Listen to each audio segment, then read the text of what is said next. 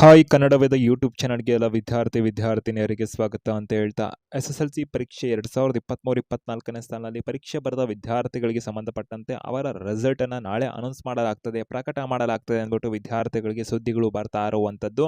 SSLC 2024ರ ಪರೀಕ್ಷಾ ರಿಸಲ್ಟ್ಗೆ ಸಂಬಂಧಪಟ್ಟಂತೆ ವಿದ್ಯಾರ್ಥಿಗಳಿಗೆ ರಿಸಲ್ಟ್ನ ಸುದ್ದಿ ವಿದ್ಯಾರ್ಥಿಗಳಿಗೆ ವೈರಲ್ ಆಗ್ತಾ ಇರುವಂಥದ್ದು. ನಾಳೆ ರಿಸಲ್ಟ್ ಎಂಬ ಸುದ್ದಿಗಳು ವೈರಲ್ ಆಗ್ತಿರೋ ಹಿನ್ನೆಲೆಯಲ್ಲಿ ವಿದ್ಯಾರ್ಥಿಗಳ ಕಡೆಯಿಂದ ಪ್ರಶ್ನೆಗಳು ಕೂಡ ಹೆಚ್ಚಾಗ್ತಾ ಇರುವಂಥದ್ದು. ಪೋಷಕರುಗಳ ಕಡೆಯಿಂದನೂ ಕೂಡ ಪ್ರಶ್ನೆಗಳು ಬರ್ತಾ ಇರುವಂಥದ್ದು, ನಮಗೆ ರಿಸಲ್ಟ್ ನಾಳೆ ಬರುತ್ತಾ ಏನು ಎತ್ತ ಅಂದ್ಬಿಟ್ಟು. ಇದಕ್ಕೆ ಸಂಬಂಧಪಟ್ಟಂತೆ ಈ ವಿಡಿಯೋದಲ್ಲಿ ಕ್ಲಾರಿಟಿನ ಕೊಡ್ತಾ ಇರುವಂಥದ್ದು. ವಿದ್ಯಾರ್ಥಿಗಳ ಫಲಿತಾಂಶ ನಾಳೆ ಬರಲಿದೆಯಾ, ಏನು ಎತ್ತ, ಯಾವ ಸುದ್ದಿ ವೈರಲ್ ಆಗ್ತಿದೆ, ಯಾವ ಕಾರಣಕ್ಕಾಗಿ ರಿಸಲ್ಟ್ ಬಗ್ಗೆ ಈ ಒಂದು ಸುದ್ದಿ ವೈರಲ್ ಆಗ್ತಿದೆ ಅಂದ್ಬಿಟ್ಟು ಈ ವಿಡಿಯೋದಲ್ಲಿ ತಿಳಿಸ್ತಾ ಇರುವಂಥದ್ದು. ಹೆಚ್ಚಿಗೆ ಶಿಕ್ಷಣಕ್ಕೆ ಸಂಬಂಧಪಟ್ಟಂತೆ ಅಪ್ಡೇಟ್ಸ್, ಇನ್ಫಾರ್ಮೇಷನ್, ಮಾಹಿತಿ, ಸುದ್ದಿಗಳನ್ನು ಪಡ್ಕೊಳ್ಳೋದಕ್ಕೆ ಕನ್ನಡ ವೇದ ಯೂಟ್ಯೂಬ್ ಚಾನಲ್ಗೆ ನೀವಿನ ಸಬ್ಸ್ಕ್ರೈಬ್ ಆಗಿಲ್ಲ ಅಂದರೆ ಆಗಿ ಬೆಲ್ ಐಕಾನ್ ಕ್ಲಿಕ್ ಮಾಡಿ. ಈ video description Instagram, Facebook, Telegram ಚಾನಲ್ಗಳ ಲಿಂಕ್ ಇರುವಂಥದ್ದು. ಟೆಲಿಗ್ರಾಮಲ್ಲಿ ಅಫಿಷಿಯಲ್ ಅಪ್ಡೇಟ್ಸ್, ಇನ್ಫಾರ್ಮೇಷನ್, ನೋಟಿಫಿಕೇಶನ್, ಮಾಹಿತಿ PDFs ಎಲ್ಲ ಸಿಗ್ತಾ ಇರುತ್ತೆ.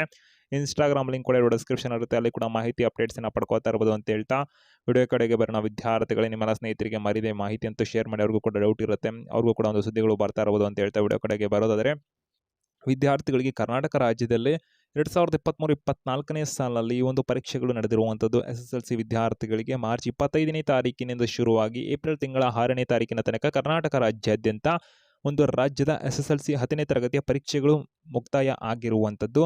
ನಂತರದಲ್ಲಿ ವಿದ್ಯಾರ್ಥಿಗಳು ಫಲಿತಾಂಶಕ್ಕೆ ವೆಯ್ಟ್ ಮಾಡ್ತಾ ಇದ್ದು, ತಮ್ಮ ಒಂದು ಪರೀಕ್ಷಾ ಫಲಿತಾಂಶ ಯಾವಾಗ ಪ್ರಕಟ ಆಗಲಿದೆ ಅಂತ ಎಲ್ಲ ವಿದ್ಯಾರ್ಥಿಗಳು ಕೂಡ ಚೆಕ್ ಮಾಡ್ತಾ ಇರುವಂಥದ್ದು. ಇದೇ ಸಂದರ್ಭದಲ್ಲಿ ವಿದ್ಯಾರ್ಥಿಗಳಿಗೆ ಒಂದೊಂದು ದಿನಾಂಕಗಳು ಕೂಡ ಸಿಗ್ತಾ ಇರುವಂಥದ್ದು. ಆ ದಿನಾಂಕದಂದು ಫಲಿತಾಂಶ ಪ್ರಕಟ ಆಗಲಿದೆ, ಈ ದಿನಾಂಕದಂದು ಫಲಿತಾಂಶ ಪ್ರಕಟ ಆಗಲಿದೆ ಅಂತಂದ್ಬಿಟ್ಟು ಸೊ ಇಲಾಖೆ ಕಡೆಯಿಂದ ವಿದ್ಯಾರ್ಥಿಗಳಿಗೆ ಏನೇನು ಮಾಹಿತಿ ಕೊಟ್ಟಿದ್ದಾರೆ ಅಂತಲೂ ಕೂಡ ವಿದ್ಯಾರ್ಥಿಗಳಿಗೆ ಡೌಟ್ ಇರುವಂಥದ್ದು.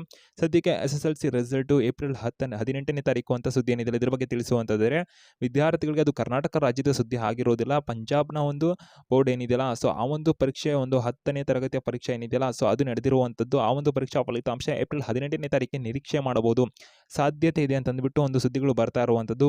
ಆದರೆ ಏಪ್ರಿಲ್ 18ನೇ ತಾರೀಕು ಒಂದು 10ನೇ ತರಗತಿಯ ಪರೀಕ್ಷಾ ಫಲಿತಾಂಶ ಅಂತ ಸುದ್ದಿ ಇರೋದ್ರಿಂದ ಇದು ಕರ್ನಾಟಕ ರಾಜ್ಯದ್ದೇ ಅಂತಂದ್ಬಿಟ್ಟು ವಿದ್ಯಾರ್ಥಿಗಳಲ್ಲಿ ಒಂದು ಕನ್ಫ್ಯೂಷನ್ಸ್ ಆಗಿರ್ಬೋದು, ಕೆಲವೊಂದು ವೆಬ್ಸೈಟ್ಗಳಲ್ಲೂ ಕೂಡ ಶೋ ಆಗ್ತಾ ಇರುವಂಥದ್ದು. ಹೀಗಾಗಿ ವಿದ್ಯಾರ್ಥಿಗಳಿಗೆ ಇನ್ಸ್ಟಾಗ್ರಾಮ್ಗಳಲ್ಲೂ ಕೂಡ ಸಾಕಷ್ಟು ಸುದ್ದಿಯಲ್ಲಿ ಇರುವಂಥದ್ದು. ಇದು ಏಪ್ರಿಲ್ 18ಕ್ಕೆ SSLC ರಿಸಲ್ಟು 10ನೇ ತರಗತಿಯ ಪರೀಕ್ಷಾ ಫಲಿತಾಂಶ ಅಂದ್ಬಿಟ್ಟು ಕೂಡ ಸುದ್ದಿಗಳು ವೈರಲ್ ಆಗ್ತಾ ಇದ್ದು, ಸಾಕಷ್ಟು ವಿದ್ಯಾರ್ಥಿಗಳು ಕೂಡ ಒಂದು ಮಾಹಿತಿಗಳನ್ನು ಶೇರ್ ಮಾಡಿ, ಸ್ಕ್ರೀನ್ಶಾಟ್ಗಳನ್ನು ಶೇರ್ ಮಾಡಿ ಕೂಡ ಕೇಳ್ತಾ ಇದ್ದೀರಿ, ಏಪ್ರಿಲ್ 18ನೇ ತಾರೀಕು ನಾಳೆ ರಿಸಲ್ಟ್ ಬರುತ್ತಾ ಏನು ಎತ್ತ ಅಂದ್ಬಿಟ್ಟು.